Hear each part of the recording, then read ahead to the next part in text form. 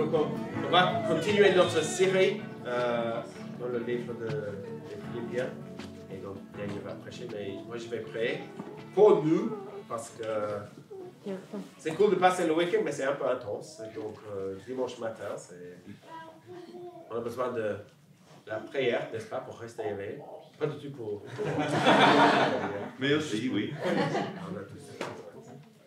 Mais aussi, oui, on va prier pour que l'Esprit de Dieu nous aide à comprendre. Prions.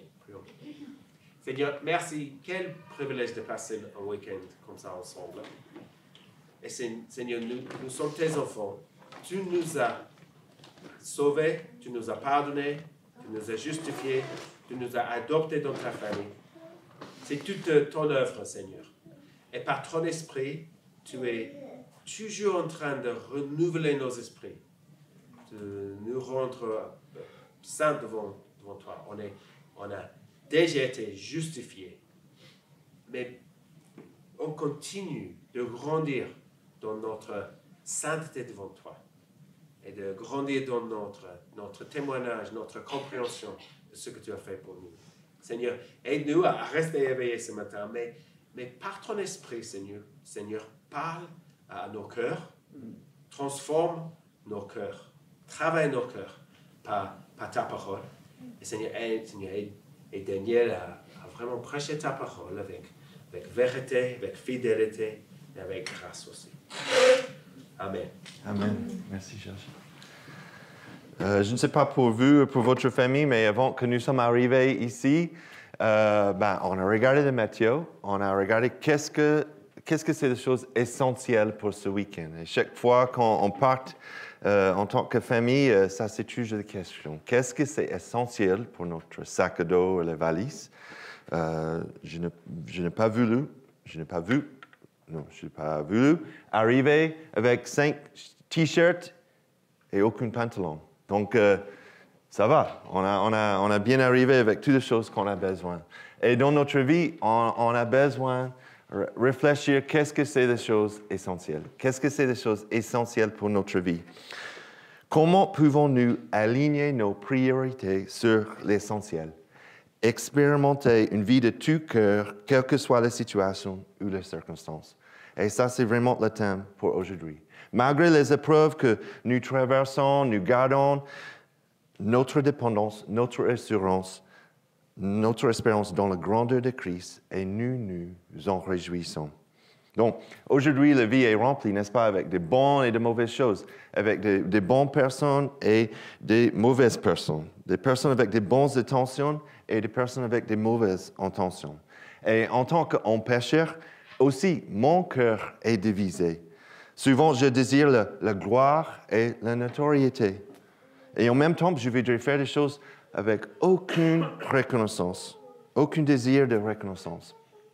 Souvent, c'est au moment où je mets ma confiance dans mes propres efforts, c'est à ce moment-là que je tombe dans le péché. Et quand j'expérimente la souffrance, c'est la fin du monde. Rien d'autre n'est important. Paul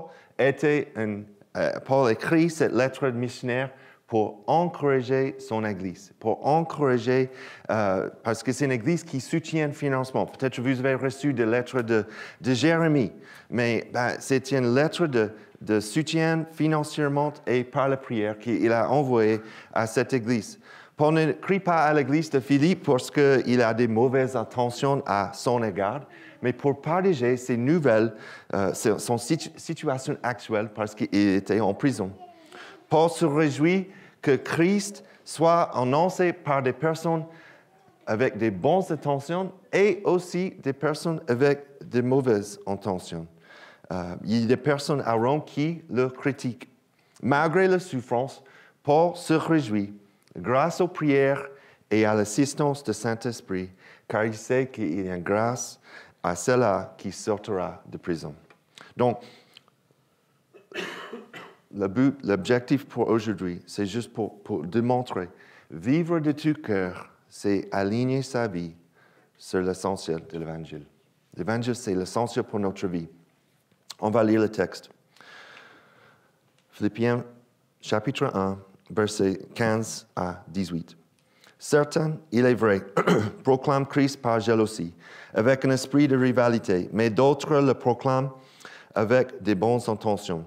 Les uns agissent par amour, sachant que je suis là pour la défense de l'Évangile. Les autres, animés d'un esprit de rivalité, annoncent Christ avec des intentions qui ne sont pas pures et avec la pensée d'augmenter la souffrance de ma détention. Qu'importe.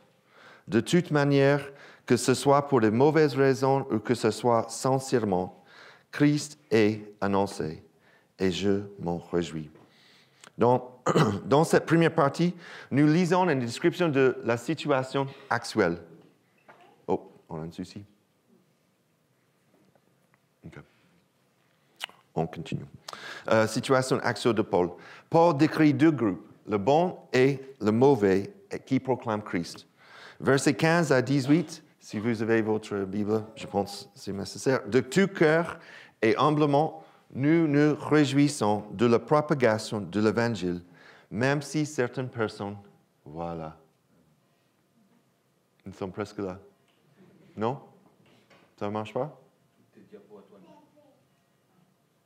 Ils ont disparu? Elles sont là, mais elles sont blanches. OK.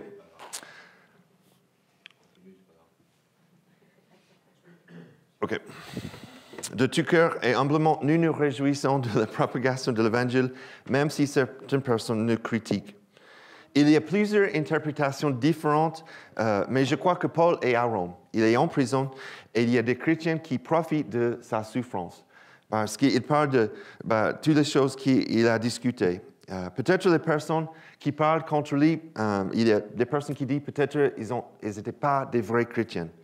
Certains proclament Christ et annoncent Christ avec des intentions qui ne sont pas pures.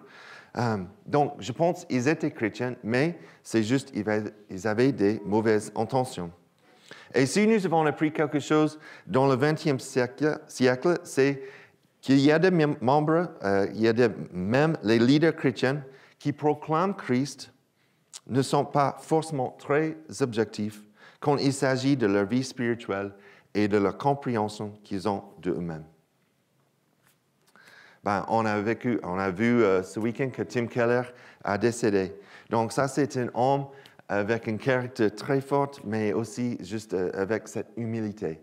Ça, c'était un trésor pour notre Église et aussi l'Église partout dans le monde. Mais aussi, il y avait des personnes avec de mauvaises intentions. Pas comme Tim Keller, mais comme les autres.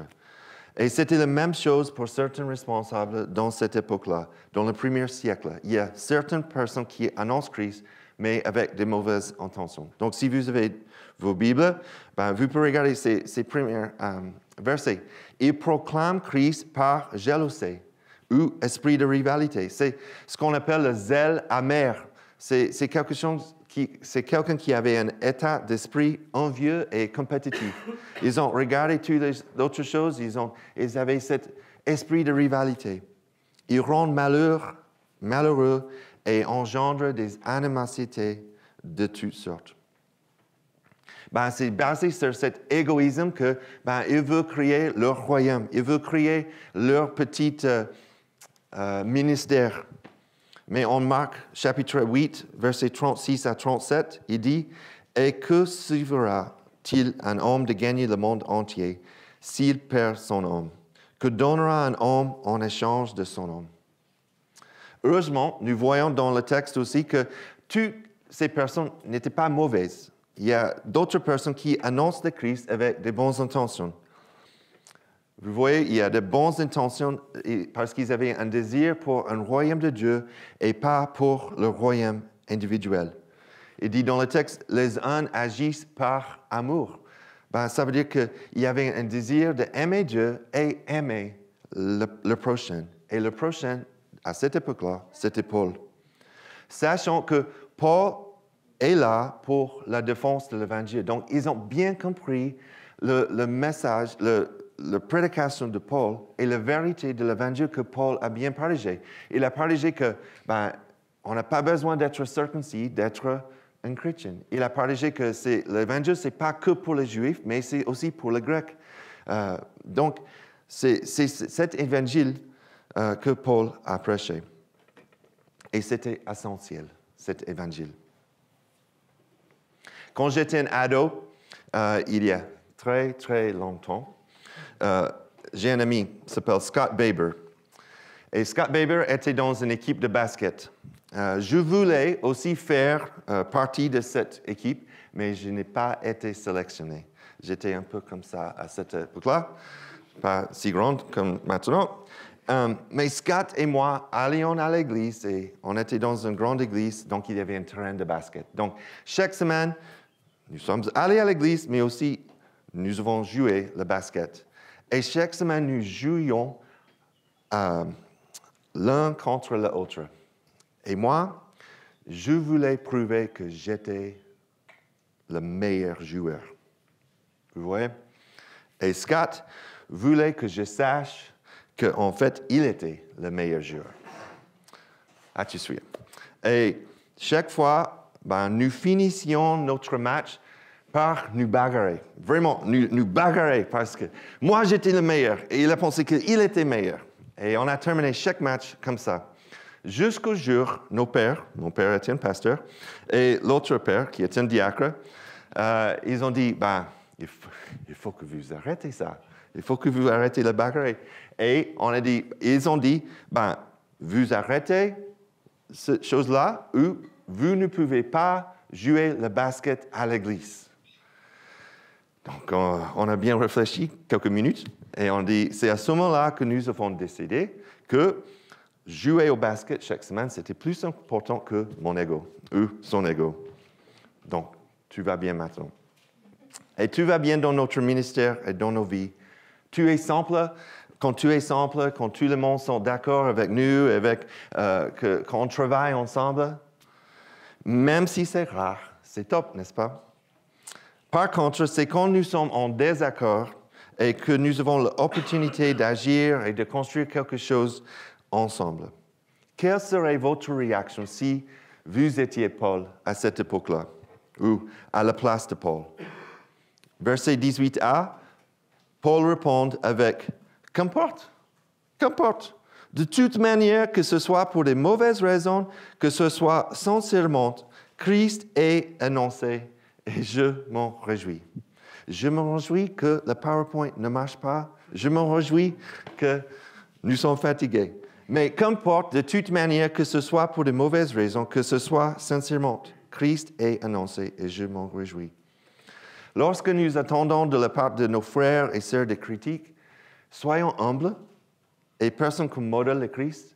Je sais que c'est difficile pour moi. Que notre honneur et notre fierté se trouvent en Christ et dans la proclamation de l'Évangile et non dans la vie des autres. Que notre vie soit tellement orientée vers la mission de Dieu et l'annonce que Jésus, que nos épreuves deviennent de moins en moins importantes. Bravo. Paul n'ignore pas ou ne minimise, je vais recommencer. Paul n'ignore pas ou ne minimise pas ces situations. Et je pense que ça, c'est important pour nous. Il est plein de souffrance et il ne minimise pas. Il partage avec son Église, ça, c'est mon situation actuelle. Et nous ne devrions pas, pour nous-mêmes ou pour les autres, minimiser la souffrance. Ça existe. Nous devons être des personnes qui répondent par l'amour et par l'empathie à leur regard. Mais le but de cette lettre et de la vie de Paul était de faire progresser de l'Évangile. Et les circonstances et le mal et toutes les choses qu'il a vécues, il était une victime. Mais aussi, l'objectif pour Paul, c'était l'Évangile. Et ça, c'était la chose plus importante et plus grande. Aussi, cela nous rappelle de chrétiens d'aujourd'hui qu'il faut protéger nos cœurs contre le mal qui peut résulter d'une focalisation sur le succès de notre propre ministère, ou notre ministère qu'on a bien créé, plutôt que sur une vie enracinée dans l'Évangile. Nous ne sommes pas en compétition les uns avec les autres. Ce n'est pas Église Carrouge contre comme à la maison. Ce n'est pas Église Carrouge contre QC, ce n'est pas Église Croix-Rouge ou nos ministères dans l'Église comme enfants contre les ados. Ce n'est pas d'autres ministères signés avec bébé contre la valeur essentielle. Nous sommes tous ensemble dans la même Église. Et les ministères sont pour tout, pour l'Évangile. La Bible dit que les choses qui sortent de notre bouche révèlent notre cœur. Ça, c'est difficile. Que nos paroles puissent s'aligner davantage sur la vérité de l'Évangile que sur l'esprit de mal qu'on trouve dans l'ego ou l'égoïsme. Et aussi, c'est intéressant. Il y a certains érudits bibliques qui pensent que, en fait, Paul était en prison et certains chrétiens de Rome parlaient contre lui parce qu'il souffre. Ils ont pensé que peut-être Paul n'était pas juste, il avait un problème avec son évangile parce qu'il souffre. Il y a cette souffrance qui est loin d'être la vérité. Ils ont pensé que peut-être il y avait un problème avec son évangile et peut-être même sa relation avec Dieu parce qu'il a cette souffrance. Et c'est loin d'être la vérité de la Bible, n'est-ce pas? Le monde dit que le but de la vie est de réussir, c'est un peu comme on a discuté, le plaisir, et que nous devons nous éviter la souffrance et les échecs. Cependant, Jésus dit que la réussite est avec lui et en lui, et que nous pouvons accepter nos souffrances et nos échecs par sa grâce. Peut-être un héros pour moi, c'est Dietrich Bonhoeffer. C'est un pasteur et un théologien qui habitait pendant la Deuxième Guerre mondiale en Allemagne. Et depuis sa prison en Allemagne, il a écrit sa fiancée le 13 décembre 1943. « Aucun mal ne peut nous atteindre. Quoi que les hommes puissent nous faire, nous ne pouvons que servir Dieu qui se révèle secrètement comme amour et qui dirige le monde et nos vies. Nous devons apprendre à dire « Je sais être abaissé et je sais me relever en toutes circonstances. J'ai appris le secret de faire face à l'abondance et à la faim, à l'abondance et à la pénurie. Je peux tout en celui qui m'a fortifié. » Il ne s'agit pas ici d'une résistance stoïque à tous les événements extérieurs, mais d'une véritable endurance et d'une véritable joie de savoir que le Christ est avec nous. C'était son message, prédication à sa fiancée pour Noël. Bonhoeffer, Paul et Christ démontrent que notre vie n'est pas vraiment la nôtre. L'amour triomphe de tout. L'Évangile ne dépend pas de nous comme hommes et femmes. L'Évangile ne dépend pas de notre situation individuelle ou notre situation actuelle. Ça ne dépend pas même de nos épreuves. Parce que l'Évangile est plus grand. Le privilège que nous avons en tant que chrétiens dans notre Église est que Dieu a conçu l'Église de telle sorte que nous puissions, nous aussi, participer à cette mission, à sa mission pour la rédemption du monde. Et la vie de tout cœur n'est pas basée sur cette situation actuelle, mais sur quelque chose de bien plus grand, la mission de Dieu. Et en tant qu'individu, nous avons la possibilité d'ajouter, d'aider, de servir, et comme ça, nous pouvons rendre l'Église plus belle, plus diverse, avec plus de personnes, avec qu'elles soient prêtes à rencontrer son époux en Christ. De tout cœur et humblement, nous nous réjouissons de la propagation de l'Évangile, même si certaines personnes nous critiquent. On avance. Et Paul continue à verset 18b. 18. Et je m'en réjouis encore. Je me réjouis et je m'en réjouis encore, que je sais que cela aboutira à mon salut, grâce à nos prières et à l'assistance de l'Esprit de Jésus-Christ, conformément à ma ferme attente et à mon espérance. Je n'ai honte de rien, mais maintenant, comme toujours, la grandeur de Christ sera manifestée avec une pleine assurance dans mon cœur, soit par ma vie ou soit par ma mort. Lorsque nous sommes confrontés à des situations difficiles, la dernière chose que nous faisions est de nous réjouir. « Ouais, super! J'ai trouvé la souffrance pour moi cette semaine. » Pourquoi? Parce que nous ne croyons pas que Dieu puisse utiliser notre situation pour notre bien, ou bien les autres, ou le sien. Nous luttons pour avoir une perspective d'avenir en Christ qui soit meilleure que notre situation actuelle. Donc, c'est le deuxième point ce matin. De tout cœur et entièrement dépendant, nous nous réjouissons de la propagation de l'Évangile grâce aux prières et à l'assistance de l'Esprit de Jésus-Christ. Paul se réjouit dans cet salut futur. Sa perspective de vie céleste a bien changé son point de vue sur sa vie présente parce qu'il était en prison. Cela, dans la première partie de ces versets, signifie ses épreuves qu'il a bien expliquées dans son situation actuelle. Et le salut signifie pas ce salut en Christ, mais ce salut, c'était la délivrance de Paul de sa prison. Et quelques années après, c'était vrai, il a bien quitté la prison. Mais par l'efficacité des prières de l'Église de Philippe et par l'assistance du Saint-Esprit. Donc, Paul prie, mais aussi Paul a une assurance et une espérance qu'il va être délivré. Et lorsque nous sommes confrontés à ces épreuves de toutes sortes, nous pensons souvent que le seul moyen de sortir cette épreuve de circonstances, c'est par nos propres forces, n'est-ce pas? Par conséquent, nous ne parlons pas aux autres, nous ne parlons pas avec des autres qui peuvent prier pour nous, qui pourraient nous rejoindre dans cette épreuve. Et cependant, Paul n'a jamais été seul. Paul n'a jamais été seul parce que toujours épaulé par les prières de son Église à Philippe. Il a toujours parlé avec eux et par les autres chrétiens. Quand nous prions, nous renforçons cette relation et communion avec notre Dieu trinitaire. C'est un peu comme on a expliqué hier. Et ainsi, nos prières pour les autres rejoindre Dieu dans sa mission, nous pouvons prier pour les autres pour cette grande œuvre de l'Évangile. Et le privilège que nous avons en tant que personnes qui prient est de voir les personnes et voir des prières exaucées. Cela aussi, c'est un encouragement pour les autres lorsque nous prions devant notre Père céleste en leur faveur. On a bien discuté la semaine dernière avec le conseil d'église qu'on voudrait bien améliorer comment on peut prier pour des différents ministères dans notre église. Comment, en tant que membre, on peut bien partager ces sujets de prière.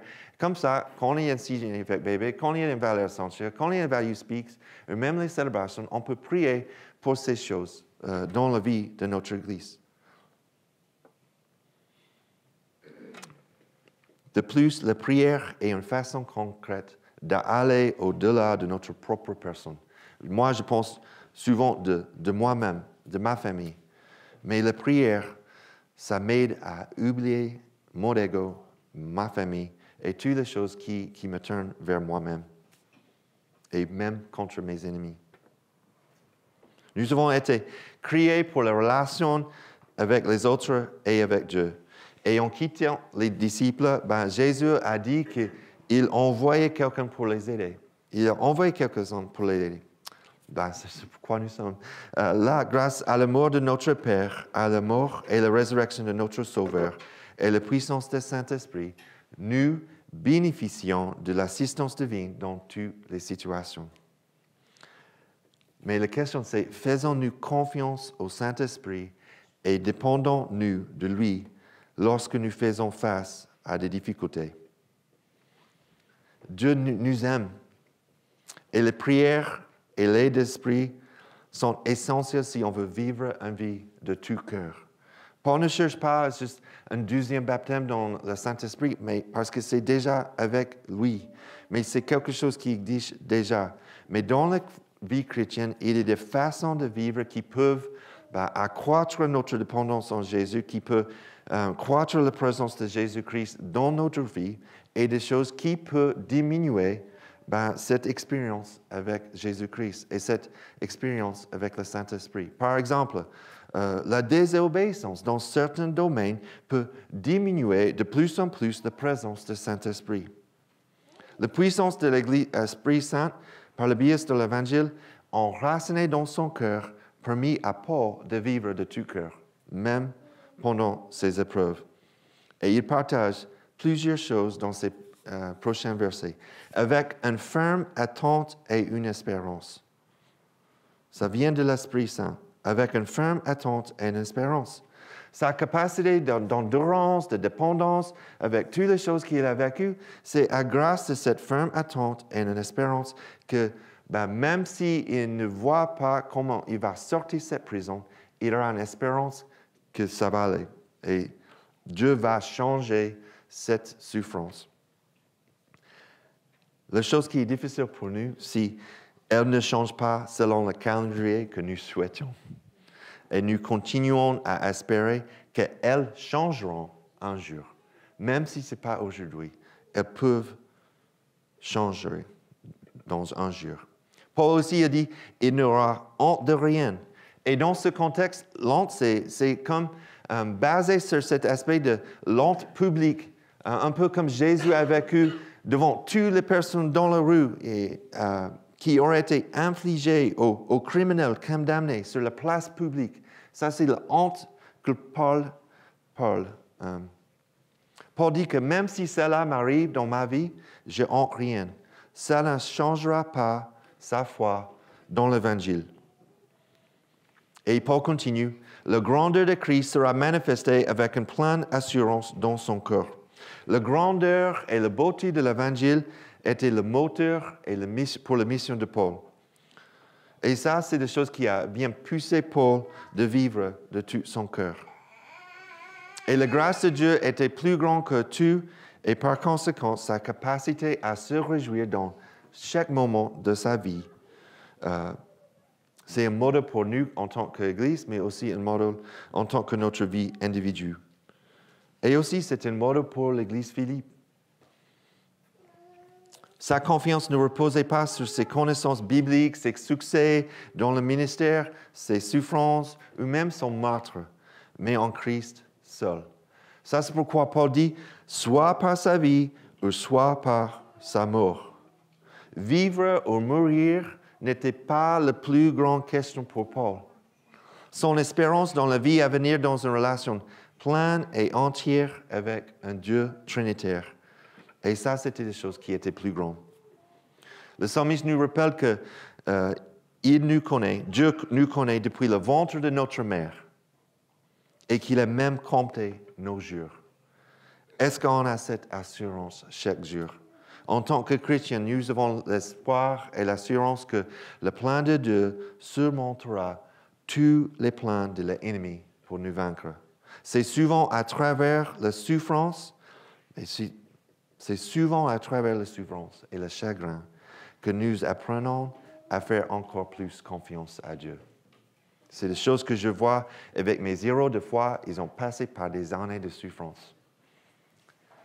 Mais à grâce de cette souffrance, ils ont une relation incroyable avec Dieu. Bonhoeffer, toujours en prison 7 mois plus tard, il a écrit une lettre à son meilleur ami.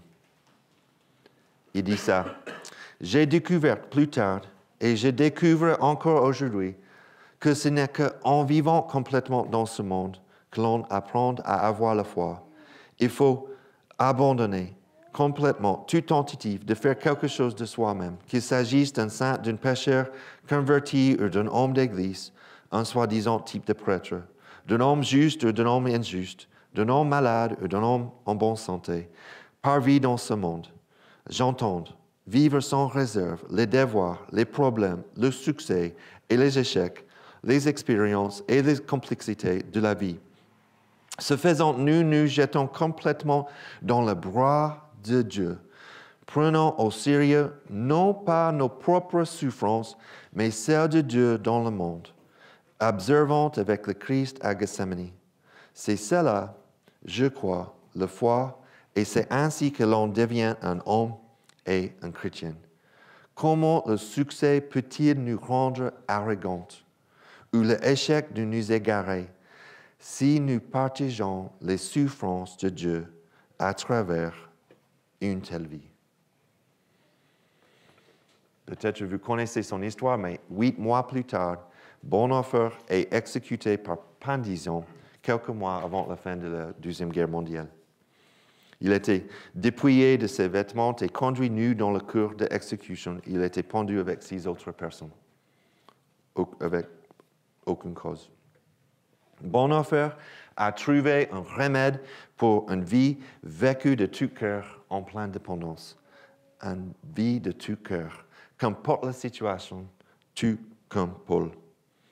Paul dit en Galates 2, verset 20, « J'ai été crucifié avec Christ et ce n'est plus moi qui vis, c'est Christ qui vit en moi. Et ce que je vis maintenant dans mon cœur, je le vis dans la foi au Fils de Dieu qui m'aimait et qui s'est donné lui-même pour moi. » De tout cœur et entièrement dépendant, nous nous réjouissons de la propagation de l'Évangile grâce aux prières et l'assistance de l'Esprit de Jésus-Christ. La seule façon pour Bonhoeffer, pour Paul ou pour nous de nous réjouir malgré nos souffrances actuelles est l'assurance et l'espoir que, quelle que soit la situation, la présence de Christ dans le présent et la récompense future de Christ en valent le coup. Et cela exige une vie enracinée dans l'Évangile et donc complètement transformer nos vies émotionnellement, physiquement, spirituellement, relationnellement, qui résulte par une vie de tout cœur alignée à la vie évangile. Vivre de tout cœur, c'est aligner sa vie sur l'essentiel de l'Évangile. Quelques années après la lettre de Paul, Nero a organisé la première persécution romaine contre les chrétiens. Il y a plusieurs personnes qui pensent, en fait, il a cherché un terrain pour son palais, donc il a brûlé quelque part de Rome et il a accusé les chrétiens pour commencer ce feu. Ça, c'était Nero. Et des choses comme ça existent toujours. Et la persécution continue aujourd'hui et pour plusieurs pays, si vous êtes chrétien, la vie normale, c'est la persécution. 100 ans plus tard, en 177, on a discuté ça à la dernière église de maison, presque 50 chrétiens à Lyon étaient en prison à cause de leur foi. Une jeune fille, c'est un ado, blondine, répète dans l'arène à la Croix-Rouge, « Je suis chrétienne, il ne se fait pas de mal parmi nous. » Elle est allée dans l'arène où il y avait des lions affamés. Ils ont dit que même les lions, ils sont couchés à ses pieds. Elle a été mise dans le filet sur un taureau qui n'a pas réussi à le tuer. Et enfin, elle a finalement tué par un homme. La proclamation de l'Évangile, la proclamation de Christ, c'était plus important que leur propre vie à cette époque-là. Leur espérance ne se trouvait pas dans la notoriété ou leur honneur, mais c'était juste pour Jésus-Christ. Et même cette souffrance, il a encouragé tous les autres chrétiens à Lyon. Ils n'ont, eux, de rien. En Occident, ici en France, je ne crains pas de me trouver en prison à cause de ma foi. Pas encore. Mais je m'inquiète du fait que je considère ma liberté ici en France comme acquise et que je ne prends pas ma foi et ma vie aussi sérieusement que mes frères et sœurs partout dans ce monde, qui risquent leur vie tous les jours pour partager l'Évangile. Je crains avoir créé une limite pour ma famille ou même pour moi et prête à souffrir, qui est en réalité beaucoup trop légère en termes de sacrifice. Je crains être trop peu généreux et avoir trop de désir de construire mon royaume au lieu d'entendre le royaume de Dieu. Je crains que mon ego ne prenne trop facilement le dessus et que nous, frères et sœurs chrétiens, nous passions trop de temps à critiquer les autres ou critiquer les autres chrétiens. Et si nous ne faisions pas attention, même dans notre Église où les choses vont bien, il me semble, nous pouvons nous retrouver à nous concentrer davantage sur notre confort que le monde mourant d'à côté. Nous pourrions devenir envieux les uns des autres et permettre au diable de nous diviser et de nous forcer à nous replier sur nous-mêmes au lieu de nous tourner vers l'extérieur, dans la pleine dépendance de l'Évangile de Jésus-Christ. Je crains que nous commençons à trouver l'espoir et la confiance dans nos propres efforts, dans nos propres capacités en tant qu'Église ou en tant qu'individu. Que nous cessions de faire les choses difficiles pour la foi et pour l'Évangile, même s'il y a des échecs dans l'avenir. Nous aurons de moins en moins de grâce pour nous-mêmes et pour les autres qui luttent, au lieu de trouver notre source d'assurance et d'espoir dans l'Évangile de Jésus-Christ. Le même Évangile qui a ressuscité Jésus est l'Évangile qui peut ressusciter votre célibat, votre mariage, votre amitié, vos finances et notre Église. Si ce sont là quelques-uns de mes craintes, que mes espoirs et le vôtre pour cette Église et notre relation avec le Seigneur soient encore plus grands. Puissions-nous croire de tout cœur en un évangile qui nous transforme notre Église et notre vie individuelle, émotionnellement, spirituellement, relationnellement et spirituellement. Que quelles que soient les circonstances à venir, ma famille et moi, nous servions le Seigneur. Que la beauté de Christ fasse grandir nos désirs et nos envies pour quelque chose de bien meilleur que ce que nous pouvons imaginer. Quelque chose de plus grand. Nous ne sommes pas parfaits et nous aurons de bonnes choses et de mauvaises choses qui remplissent nos cœurs. Nous pouvons être honnêtes et transparents avec Dieu. Et parce que c'est le week-end église, je vais bien profiter, comme ça on peut passer quelques minutes en réflexion avant qu'on prenne le Saint-Seine.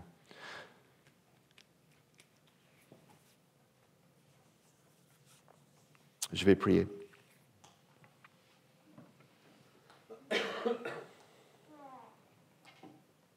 Seigneur, c'est quelques versets difficiles qu'on entend la souffrance de Paul. Peut-être nous sommes en souffrance, peut-être pas, mais c'est difficile de comprendre pourquoi c'est important pour moi.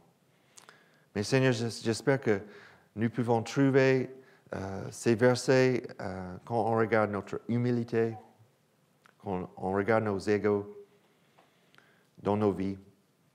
Seigneur, je prie que nous pouvons prier pour les autres autour de nous cet après-midi. Et aussi, nous pouvons demander d'être remplis par le Saint-Esprit, par ton évangile. Seigneur, on voudrait créer une vie de tout cœur qui est alignée par l'évangile et pas nos propres royaumes et par nos propres efforts, mais pour ta gloire.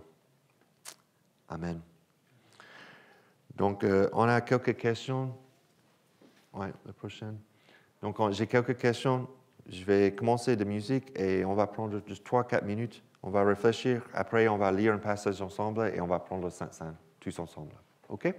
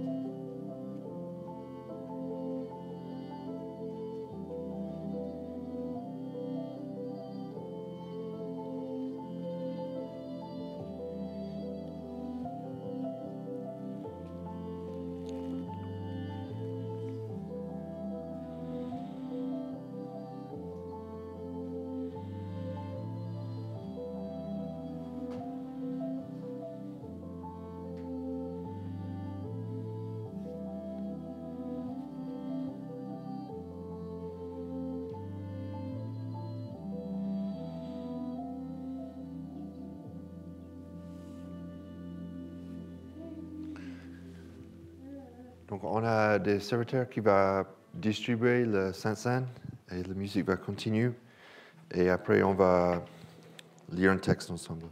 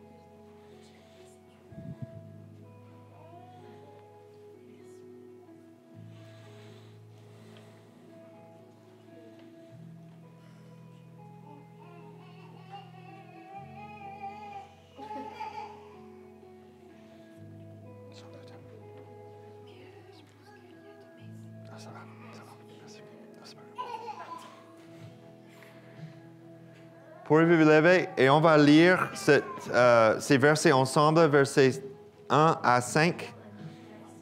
C'est une déclaration de la bonne nouvelle que nous pouvons trouver en Christ.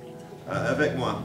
Ainsi donc, déclarés justes sur la base de la foi, nous avons la paix avec Dieu par l'intermédiaire de notre Seigneur Jésus-Christ. C'est aussi par son intermédiaire que nous avons accès à la foi et sa grâce, dans laquelle nous tenons ferme. Nous plaçons notre fierté en espérance de prendre part à la gloire de Dieu. Et en plus, nous sommes fiers et humblement sachant que la détresse produit la persévérance la victoire dans la joie, et la victoire dans la preuve l'espérance. Pour cette espérance, ne trompe pas, parce que l'amour de Dieu est déversé dans notre cœur par le Saint-Esprit qui nous a été donné. En Matthieu chapitre 26, Jésus avec ses disciples, il dit, prenez, mangez, ceci est mon corps.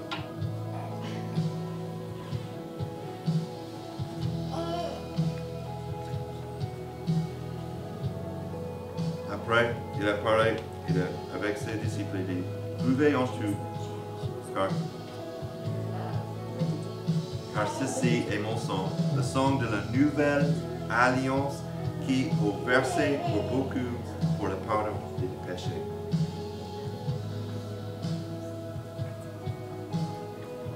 On va terminer notre culte ensemble avec l'équipe de louange.